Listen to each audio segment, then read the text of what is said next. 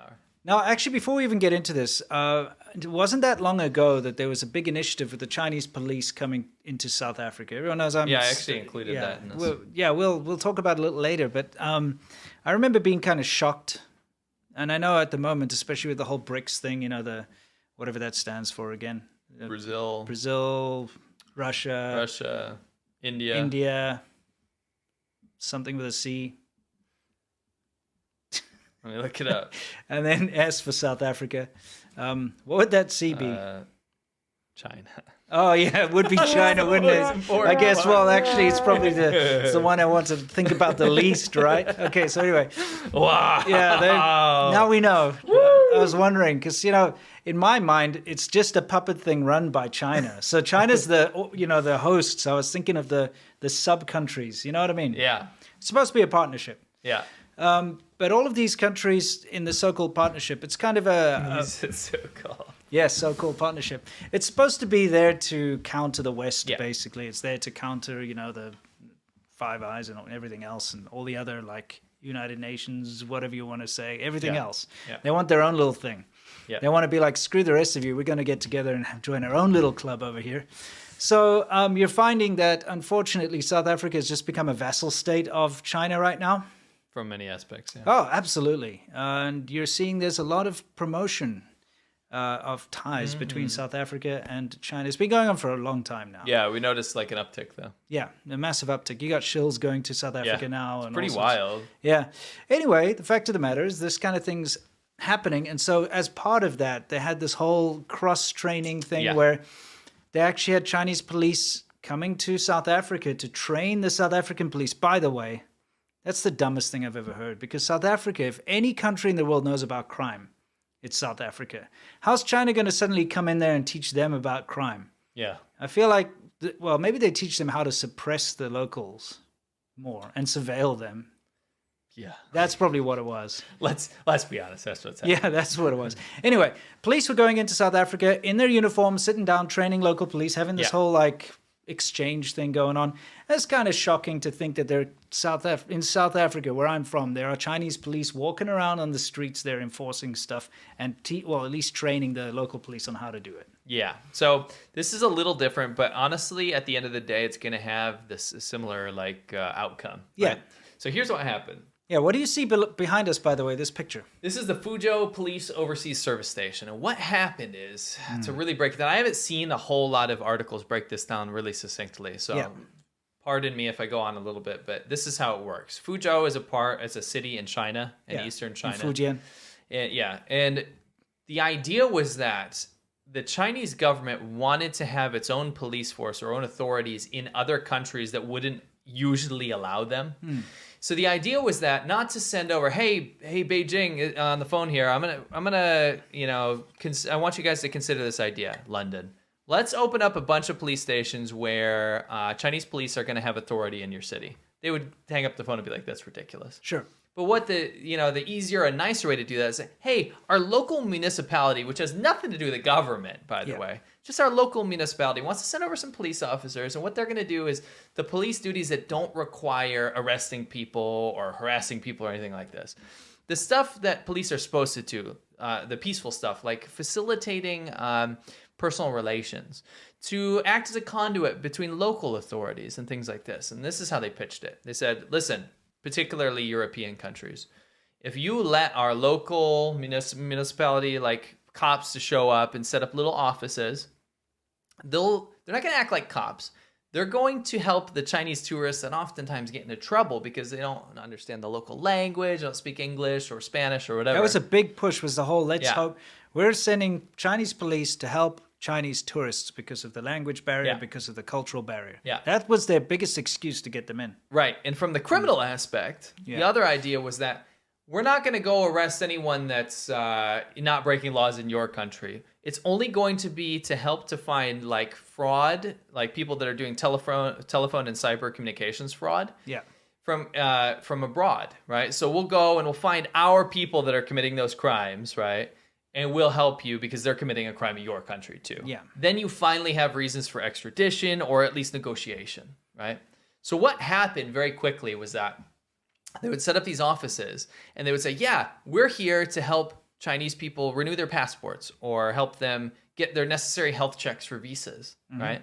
But what they're actually doing was finding human rights activists and other people that are not breaking local laws, of course. Sure. Political dissidents that are anti-CCP, runaway CCP officials that have left the party, all just run the gamut. Just harassing across the board, diaspora, basically. Harassing the diaspora by finding, this is what they did. They allowed a conduit to go into your country and find people that were not breaking local laws, but breaking laws in China. And what they would do is coerce, they'd find their location, coerce them into this police office. Yeah. And then instead of saying, here, let me help you renew your passport, they're saying, here, let's get on a video call. And by the way, we have your parents on the other end. Say hi. Next to their parents on the video call would be a police officer. Sure. Or a public security bureau in China saying, you're in big trouble. You better come back home before we punish your parents. Yeah. Before we don't allow your kids to go to public school anymore. That was one that can be verified, by the way. Yeah. Not allowing children, their children or relatives in China to go to school. Yeah. In some very drastic cases, are extra legal ways of actually kidnapping people. So what this was is an intelligence gathering office to find Chinese diaspora in these countries. And I'm going to be honest, I'm going to hazard a guess that it goes beyond Chinese diaspora. Anybody that has anything to do against the Chinese government. This helps facilitate finding the location of these people to, in the end, really harass them, get them to come back home. And they brag about how they've managed to get 200,000 plus people home without having to go through extradition. So it's basically a mafia tactic to threaten people to the point where they're going to go home by themselves because they don't want the consequences of what's about to come. The Chinese government runs like the mafia. And this is what they've been doing, and it's alarming to see the reach that they've actually had. Well, so we want to go through some of this. Just think about it, right? In order to be extradited to China, you need to have an extradition treaty. Yeah. Okay? And if you do have an extradition treaty with a country, the laws have to match up. They have to be equivalent. So let's just say you break a law in China. Yes. Okay? Like whatever. You stand on a photo of Xi Jinping. Sure, whatever. So you stand on a photo of Xi Jinping in China, that's an arrestable offense, I'm guessing. Yeah. Right? I'm pretty sure. Probably put you in front of a firing squad. At that point. But whatever. But if you stand on a picture of Xi Jinping in America, that's freedom of expression or whatever. You're not going to go to jail. You're not going to get arrested. But so then if China comes to the American government and says, hey, that guy broke the law, we want him to go to jail or firing squad in China, America's like, get bent. Yeah. Get bent. You can stand on a picture all day long. So they need to find another way to get these people back. Yeah. So by setting up these little groups, and look, this is when they're allowed to do this. Even if they aren't allowed to set up these police stations, they still do it anyway. Yes. They'll use the Confucius Institutes, cultural exchange programs, anything where they've got boots on the ground. Well, I'll go through some examples after you go through some slides. The consulates, all that kind of stuff. Yeah, let's get into some concrete examples. So let's look at these slides that you've got over here. So this is one from Spain. Yeah. That's an official one. Yeah. Right? Yeah. But it goes beyond that. It's not just in Spain. By the way, Fuzhou, it's very interesting that Fuzhou keeps popping up because Fujian is historically known as the province where the most Chinese people have immigrated from, because it was always like a fishing kind of a province, I guess you could call it, with the coastline there. And so people would always kind of get on these boats and go abroad. And I'm talking about everywhere. In Japan, 9 times out of 10, you talk to a Chinese person in Japan, they're from Fuzhou or Fujian, I should say. All the illegal immigrants I met and developed relationships with or whatever, were from Fujian. Yeah, Fujian is well known as being like this place. Like I went to in Tucson, I went to like an all-you-can-eat Chinese buffet. They were all from Fujian and they were all illegal, and they told me, Yeah. But that's just the way it is. You spoke Chinese. Yeah, I spoke to them. In English. No. They were all laid back, and I was like, they're like, I've been here for 10 years, blah blah blah, and all that kind of stuff. But Fujian is well known for having these people go everywhere. So the fact that they've got the Fuzhou police overseas, it's kind of just a symbol of this is China's. And why do you come here? Fingers into the world. You come here because we understand this. And that is exactly correct. Yeah. You'll see the Chinese government operate with things that have classically been involved with certain things. Yeah. So, for example, Fujian classically being a place where people would escape from has the apparatus involved in tracking people down. Yeah. Because that's their department. If you see Correct. things come out of, a good example is Chongqing. Yeah. If you see anything come out of Chongqing, massive warning flags, intelligence. some sirens, because it's intelligence related. If you see anything revolving around like tourism with Chongqing or anything really, it's coming out of Chongqing because, especially if it's promoting anything internationally, it's because that's the intelligence apparatus of China. And that's even before the CCP. It's set up for torture, investigation, overseas intelligence, all that kind of stuff. Yeah. So you'll find places in China that are specialized in certain things. And that's why you see Fujian here. Correct. So this also happened in Zambia. And in Zambia was a good example of one that goes beyond just the little partnership of, we're going to help tourists and stuff. This is actual partnership with police, right? Yeah. So you'll find that they'll go beyond the little office, right? The little office aspect. They'll usually reserve that for developed countries, or countries that have rule of law and like actual judicial system. In these countries like Zambia, they'll do full-on cooperation. Yeah, right? So the Chinese police, as you can see there, will be part of the police force there, walking around and keeping an eye on their assets and whatnot. Yes, that's soft power, but it's also a dual purpose because there's a lot of overseas Chinese in these African communities, and the reason is they're there for the Belt and Road Initiative projects. They'll ship in workers. They don't know what their citizens are getting up to when they're abroad. In fact, they get up to a lot of crazy stuff. Sure, right? Especially in countries that are a little bit less lawful, right? A little bit less developed. And what they'll do is they'll be able to have offices there to actually effectively govern their own populace in a foreign country, which is crazy. A lot of the times they also send the police in there to safeguard their projects.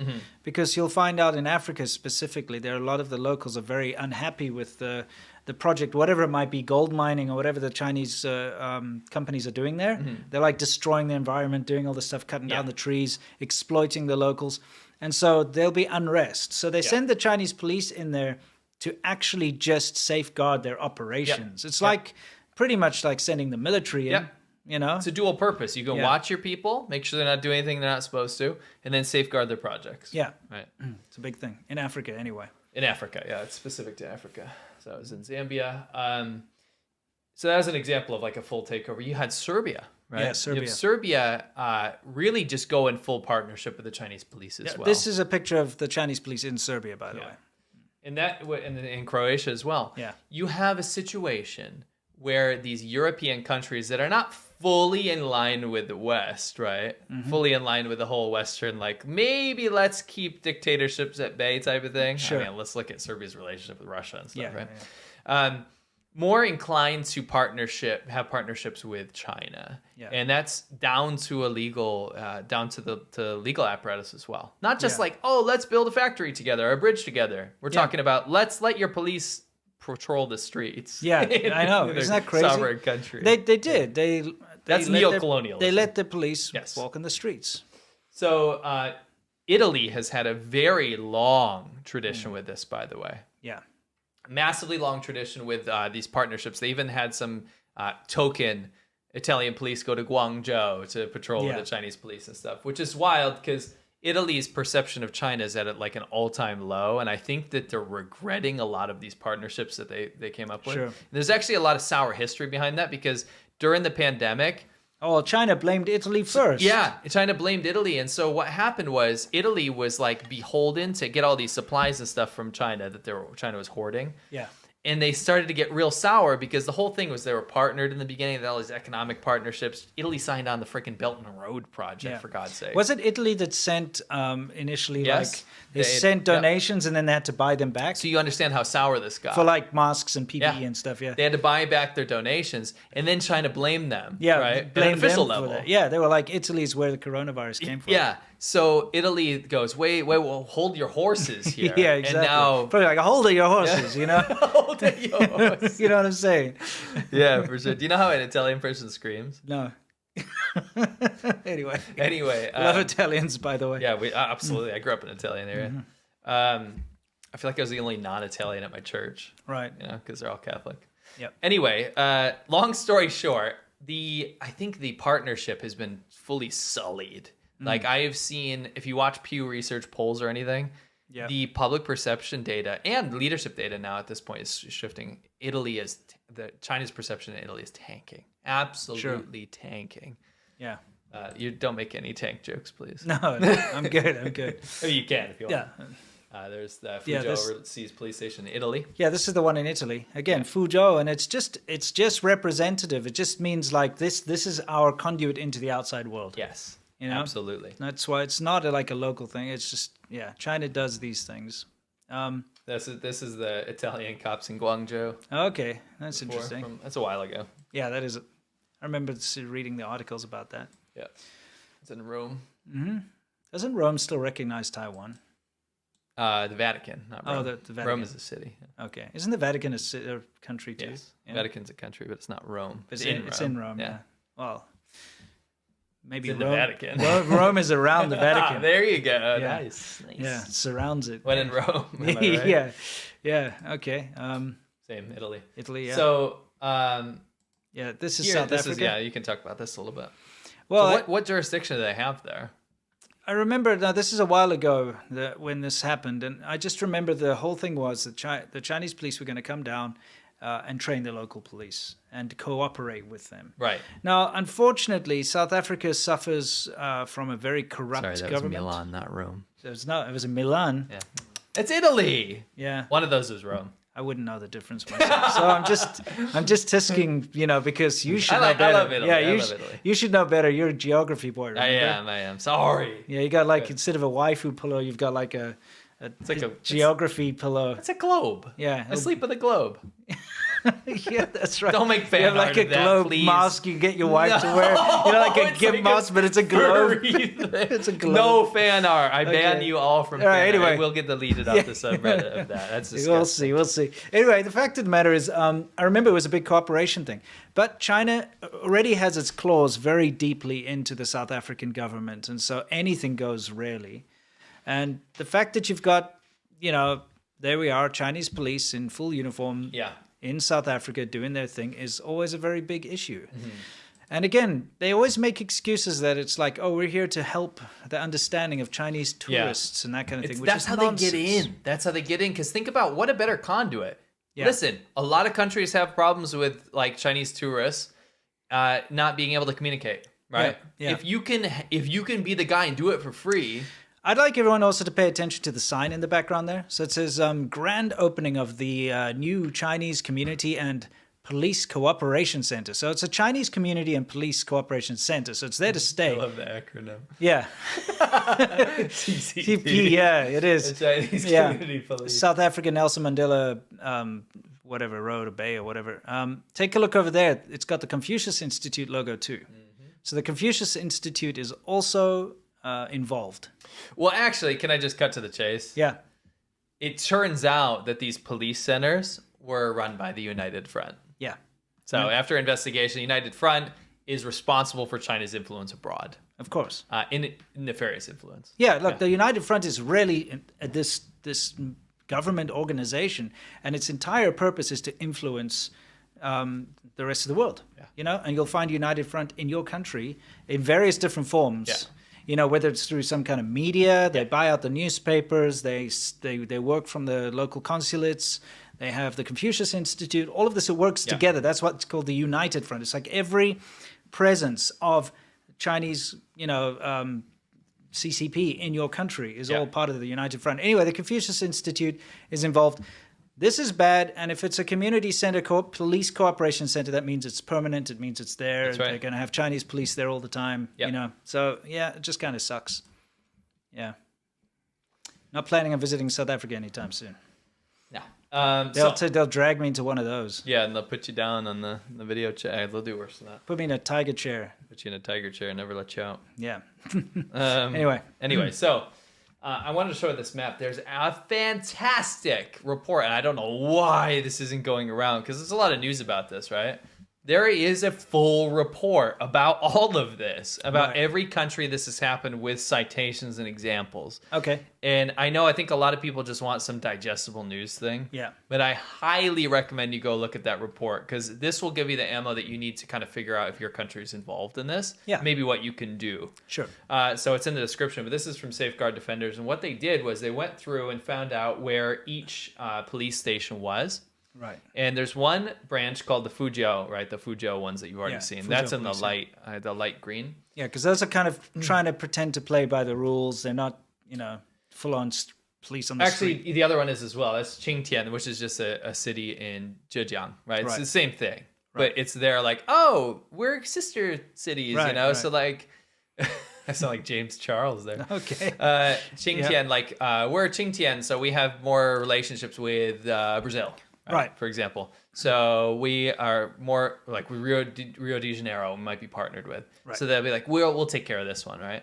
So some of them have overlap as well. Yeah, both. So there turns out to be about 30, I believe it's 30. Let me just get this correct. 36 in Europe alone, and then total is 54 police centers, right? Yeah, it's kind of crazy. There's even one in New York City. Oh, okay. For God's sakes. And I say that's crazy because America typically wouldn't, it's a country that wouldn't allow this kind of stuff.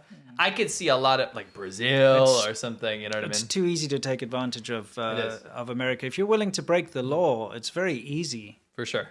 You know, I've seen it happen a lot here.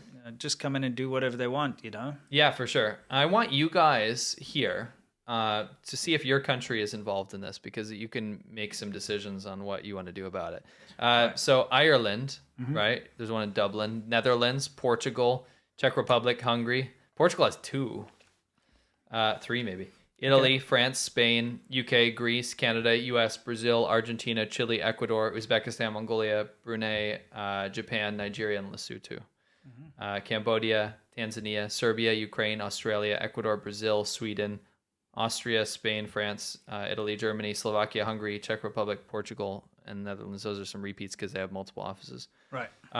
If you're on there, I would probably like bring it up with someone because that's kind of not only is it outlandish, it's wrong. I mean, look, in that list did not include South Africa, but we know that they have their thing there. Yes, but these are the Qingtian and the Fuzhou. Oh, those are offices. Fuzhou. Yeah, I guess the one in South Africa is just basically like bring your they're police. Not hiding. This is my point of this study and this graph for you guys to absorb is that these are the ones they're trying to hide behind the facade of being a partnership. The interesting thing is like where some of them are hidden. Like some of them are operating out of Chinese restaurants. Yes.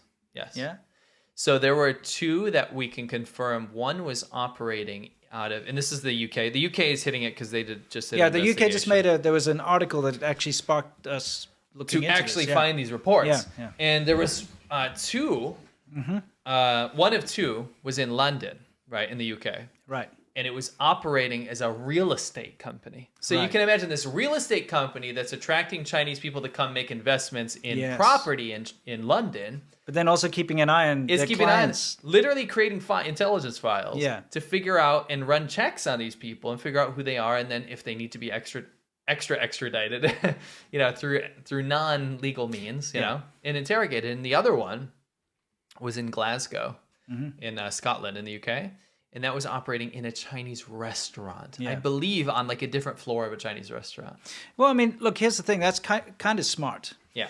The majority of money that is laundered out of China by corrupt officials and so on ends up in foreign real estate. Yeah. Look at Canada. Why do you think you're paying out the nose for a place in Vancouver? It's because all the corrupt money out of China ended up in the real estate market there. Yes. Australia too. California, all these places. When you have somebody with all this money to get out of China, they've stolen it or taken bribes or whatever, or they feel like there's going to be a crackdown or whatever. Got to get the money out. Where's the best place to take it? Go and buy a house in a foreign country because at least that's going to be stable. It's going to be worth more money. It'll keep increasing. It's a good way to launder your money out. And it seems like every country around the world is just hungry for that. They're like, come buy our real estate. Do it. Come on, we don't care about our local population. Let's drive those market prices up. Come on, do it. So they do. So that makes total sense to set yourself up as a real estate company because there are big services out there that offer real estate services to Chinese-speaking people. Because, when you've got a corrupt official coming over to buy a mansion in Vancouver, they're not going to speak English. No. They're not going to be contacting Betty Sue's real estate. It'll be Chinese real estate. It'll be Betty Sue. Yeah, exactly. So they'll be like, hey, listen, you want to come buy real estate in wherever, the UK? We speak your language, we'll set you up, we know all the rules, all that. And they're like, great, let's use them. And they come in and then they basically fall into a trap because then the real estate agent's like, We That's actually correct. work for the government, and you are trying to buy this property with our stolen, corrupt money that we got from someone else through a bribe. So give it back. Yeah. Now, an important thing I want to end with here Yes. is that we didn't do anything here. This groundwork's been laid. Like, there have been so much, there's been tons of investigation into Sure. this. This has been exposed for years now. Yeah. And it took me, a few hours to put everything together. Maybe actually a couple days. We did. really. We did cover this in the past, like years Yes, ago. that's what I'm saying. It's a Yeah. culmination of things that people are out there doing. We're just telling you about it. The people have been doing the work to find this information, and yet for some reason it doesn't seem to be reaching leadership or Congress or any parliaments, right? Yeah. And if it does reach it, why has nothing been done yet? I'm just asking. Yeah, why- I don't get it. Why are they allowed to operate? The United Front has been allowed to operate for the longest time, and it seems like such a difficult and slow process to get them out of our institutions across Yeah. the world.